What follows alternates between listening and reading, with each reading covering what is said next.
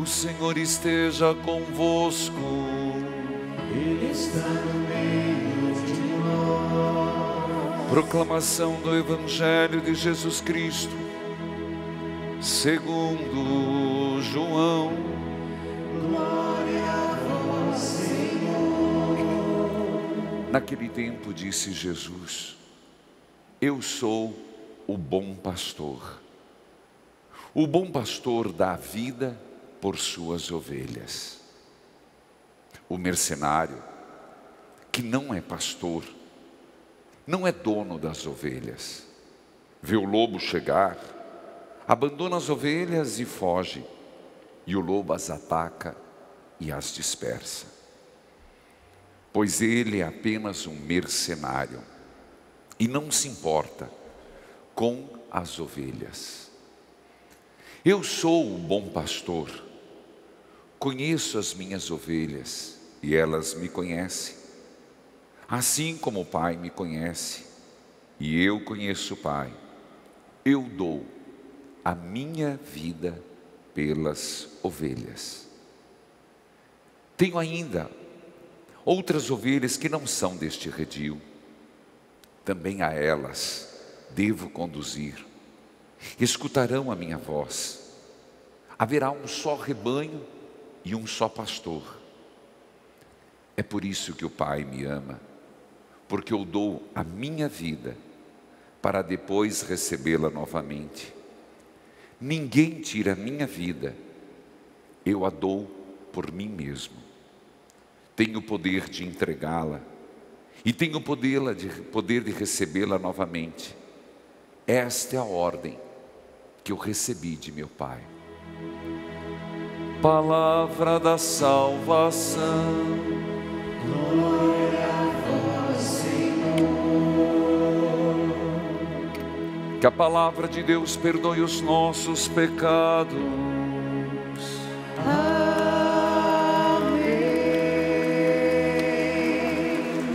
Tu és, Senhor, o meu pastor. Cantemos o refrão.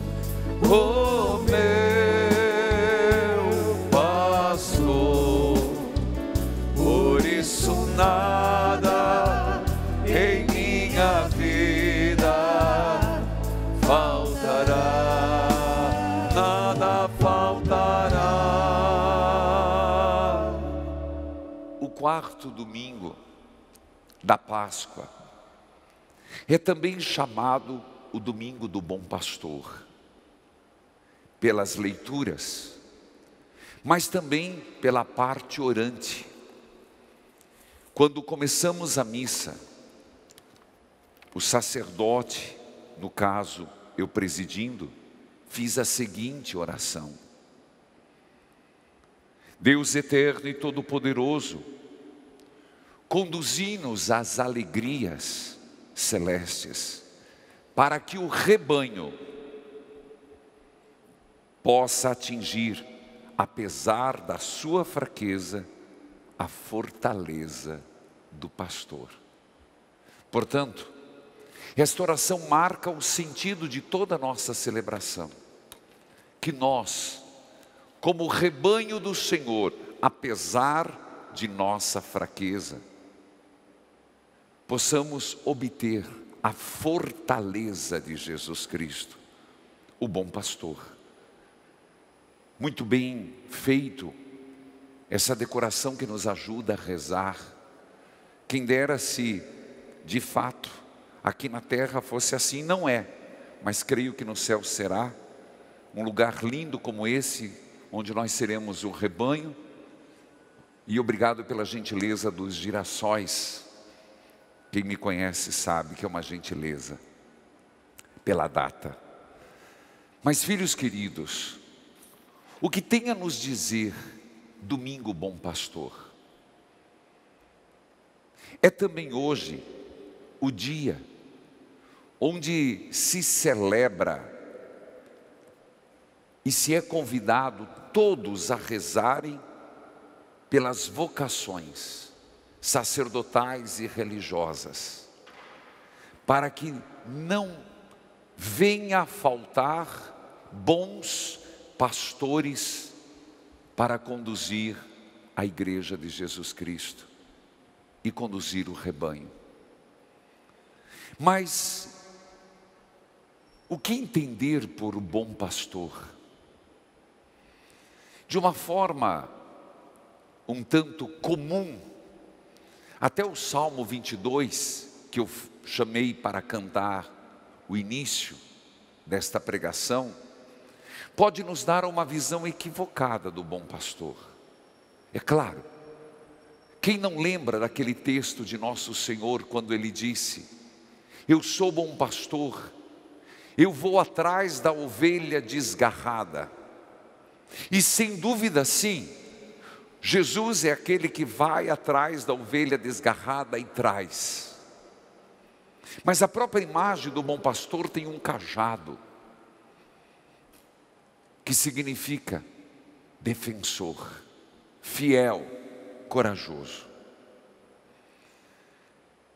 Quando Jesus diz eu sou o bom pastor, nós temos que voltar um pouquinho no Antigo Testamento. O Antigo Testamento está cheio de personagens que eram pastores. Quem lembra de Abel? Caim e Abel. Ah, lembrei. É que a gente lembra mais de Caim do que Abel, né? Mas Abel era um pastor de ovelhas. Era um homem justo, honesto, um homem reto, que ofereceu seu sacrifício, as primícias a Deus. Outro que nós não podemos esquecer, que era pastor, Moisés. Não, padre, Moisés foi filho do filho adotivo de Ramsés II do faraó. Mas lembre que na segunda etapa da vida, dos 40 aos 80, ele foi pastor na casa de seu sogro Jetro. E um terceiro personagem muito forte que era pastor. Alguém arriscaria? Davi, pastor. Tanto que quando Samuel foi para ungir, ele não estava na casa, porque estava pastoreando. Portanto, a imagem dos líderes que eram pastores é muito forte no Antigo Testamento. No entanto, é interessante perceber que dois profetas, muito breve eu quero fazer os profetas maiores, de novo na leitura orante. Nem sei se eu termino os salmos, mas quero fazer de novo dos profetas. Ezequiel e Jeremias, eles escrevem algo que diz assim: que a grande maioria dos reis de Israel foram péssimos pastores do seu povo. Ezequiel capítulo 34, Jeremias capítulo 23, para quem gosta de aprofundar, vai dizer que o povo de Israel tiveram reis que ao invés de pastorear, exploraram, ao invés de unir, espantaram, ao invés de levá-los para Deus, levaram para uma religião enfraquecida. Por isso, Deus promete em Ezequiel que há de mandar um pastor leal, um pastor digno, um pastor que dá vida pelas suas ovelhas. É impressionante que quando nós falamos de pastor, Jesus, eu sou o bom pastor, imediatamente, por 5 vezes no Evangelho, Baixe o aplicativo da Obra Evangelizar, é preciso, baixe. E você pode olhar e contar, ter o capricho de contar no Evangelho de hoje 5 vezes. Jesus fala de vida, dar a vida, oferecer a vida, entregar a vida. Então quer dizer, não é o bom pastor que vai lá só acariciar as ovelhas. Não é o bom pastor que só vai lá tomar nos braços. É também. Mas é um pastor diferente. É um pastor que dá a vida. E quando nós lembramos esse texto, nós não podemos esquecer, quando ele diz aqui, eu dou a vida pelas minhas ovelhas. Ele está lembrando um texto que nós nunca citamos. Como que Davi era pastor? Sabe disso? Ele foi famoso antes de ser como rei, porque todo mundo fala da luta dele contra Golias. Mas tem um fato em 2 Samuel, que para defender as suas ovelhas ele lutava e derrotava ursos e leões. Então, a imagem do bom pastor, quando Jesus está falando isso, é alguém que luta pelas suas ovelhas, derrota ursos e leões. Opa, então começa a mudar a figura, né? Essa cara de purpurina de Jesus não está valendo não. Esse bom pastor água com açúcar não é o que se espera.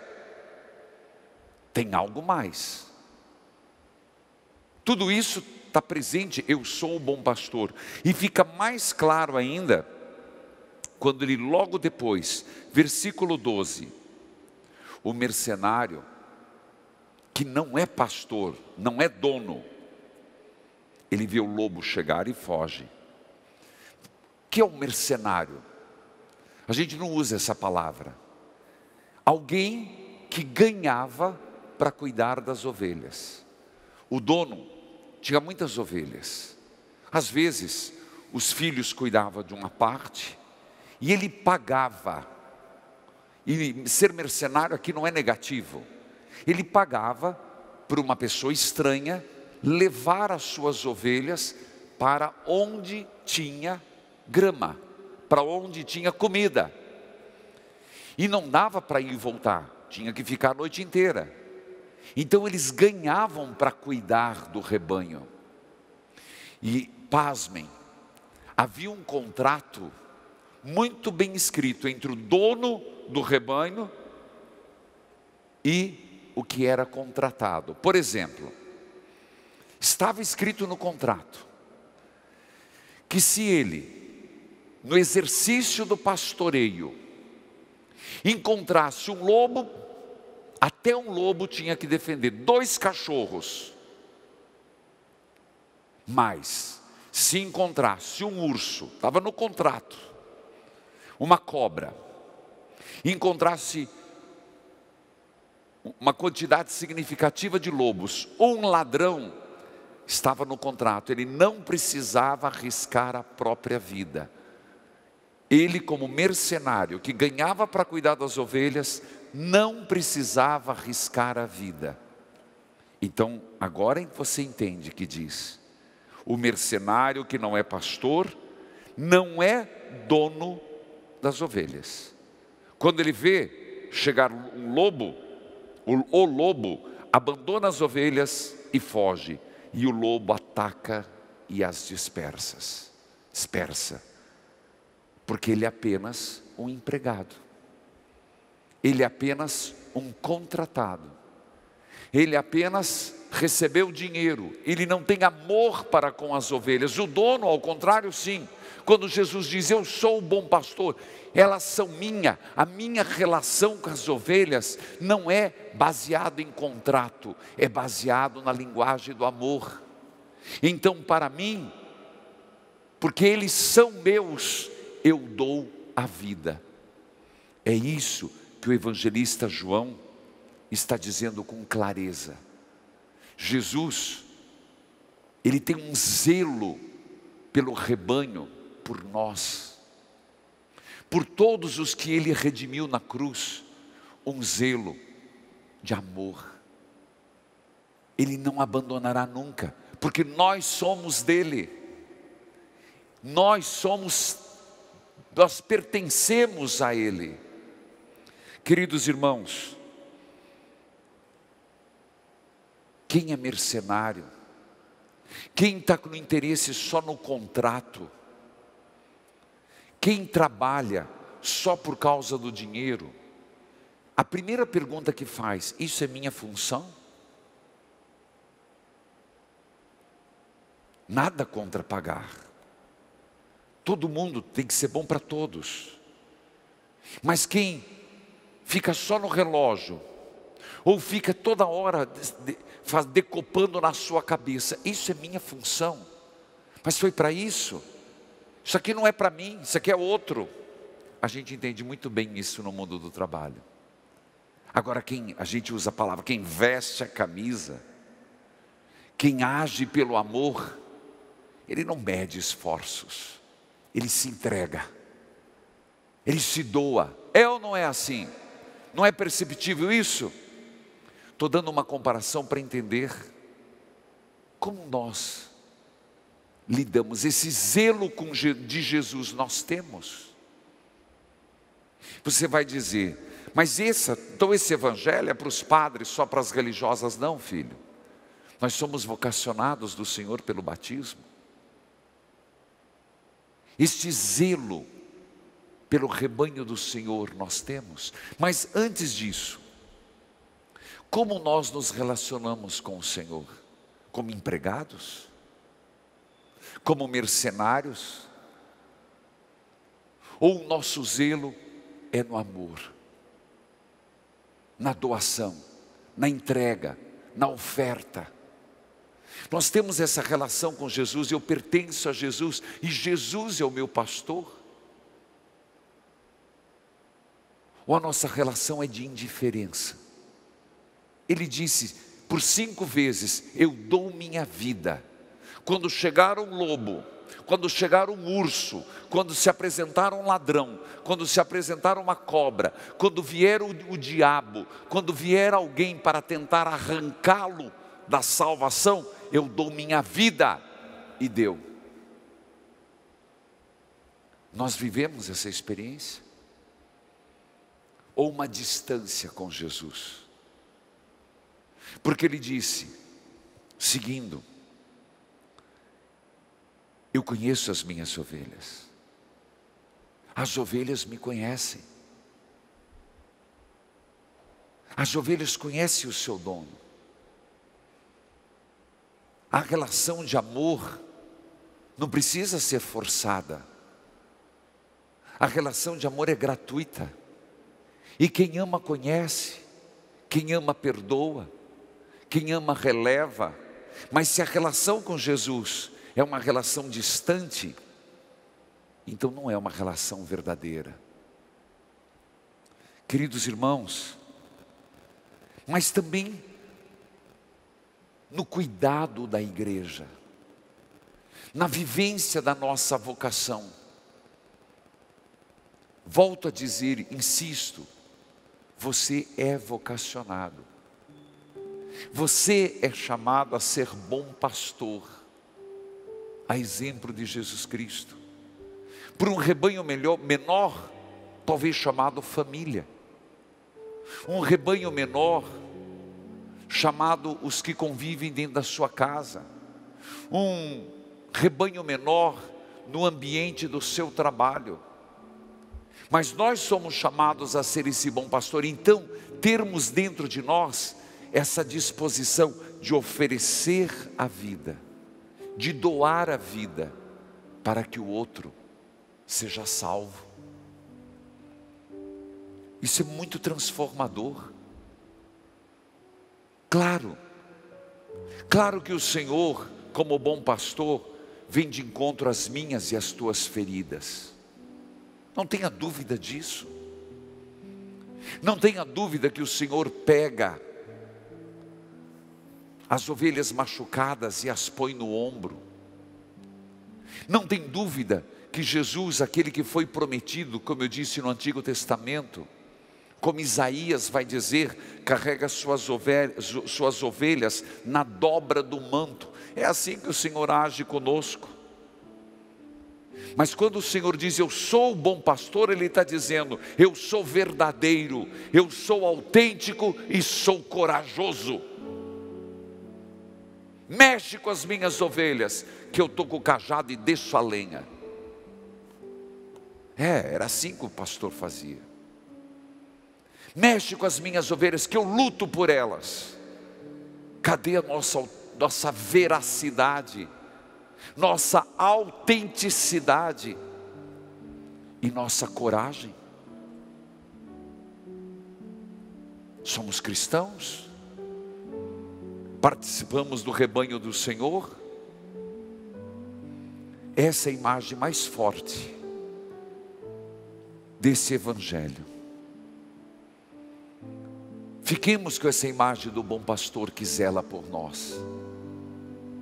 Mas ao mesmo tempo, lembremos dessa dimensão de oferecer a vida, de luta, de coragem, de autenticidade. É assim que seremos um espelho do bom pastor, um reflexo de Jesus no mundo. Caso contrário, fracassados, desanimados, mentirosos, não autênticos, frouxos, mercenários, oportunistas, até na fé, isso não é ser cristão. Em nada seremos reflexo do Senhor, seremos reflexo do nosso próprio ego. Ele disse, eu tenho outras ovelhas, muitas outras no meu rebanho. E é isso que a primeira leitura nos traz, uma segunda imagem fortíssima, que é o discurso que vem logo, a cura de novo, que Lucas nos conta nos Atos dos Apóstolos, a cura do coxo. É logo depois. Exatamente quando questionam as autoridades a Pedro, como que você curou esse homem? Em nome de Jesus. E aí Pedro vai dizer, aqueles que vocês rejeitaram, aquele que no edifício errôneo da vossa religião, no edifício equivocado, acharam que aquela pedra ia ser uma pedra que ia destoar, uma pedra que ia atrapalhar, era a pedra principal. Por isso Pedro está dizendo, o coxo que vocês jogaram e fizeram dele um mendigo, tal qual fizeram do meu Senhor um crucificado, o coxo foi curado, como Cristo ressuscitou, o bom pastor. Meus irmãos, no pastoreio de Jesus não há coxos, há ovelhas andando. No pastoreio de Jesus não há cegos, há sempre ovelhas conseguindo enxergar o horizonte além. No pastoreio de Jesus não há pessoas debilitadas, doentes, são ovelhas sadias que Ele as cura para fazerem parte do rebanho. No pastoreio de Jesus, o bom pastor, não há ovelhas que morrem para sempre, apenas que por um momento vão para o outro lado do caminho. Esse é o bom pastor, repito, verdadeiro, autêntico, corajoso e que dá a vida por nós. Para finalizar, convido-os a fazermos uma oração. O Papa pediu uma oração, e aí fiquem em pé, pelas vocações sacerdotais e religiosas. Peçamos para que suscite na igreja vocações. Rezemos para que os religiosos e religiosas, os seminaristas, primeiro que os seminaristas perseverem, que os jovens despertem, os que são de vida religiosa e sacerdotal se santifiquem. Nós precisamos de pastores.